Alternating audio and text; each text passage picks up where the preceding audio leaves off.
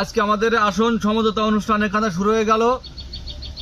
শোনেন আমির সাহেব, আমাদের কিন্তু বাংলাদেশে 143টি একেবারে জরিপ করে এ গ্রেডের সিট আছে।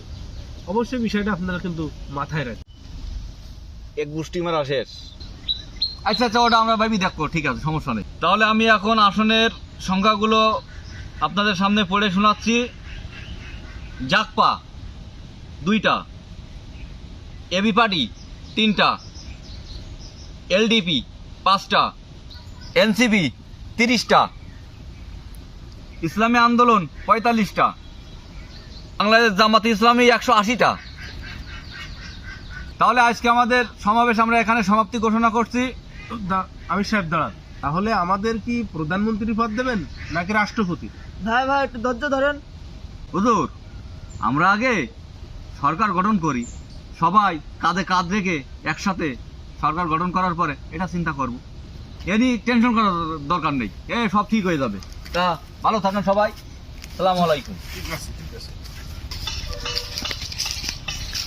হুজুর, এতক্ষণ যাবৎ যে মিটিংটা করলেন, তা আপনি কি প্রধানমন্ত্রী হবেন নাকি রাষ্ট্রপতি হবেন? ওটা এখনো আমাদের চূড়ান্ত হয়নি, তবে আগামী আলোচনায় আমরা এটাকে ঠিক করব। তবে যখন যেটা আসুক ওটা আপনারা মিডিয়ার মাধ্যমে জানতে পারবেন। ও আচ্ছা, তা আপনি কি মনে করেন যে নির্বাচনের পরে আপনার যথাযথ মূল্যায়ন পাবেন? আসলে সেটা দেখা যাবে, এটা আপনারা জানতে পারবেন।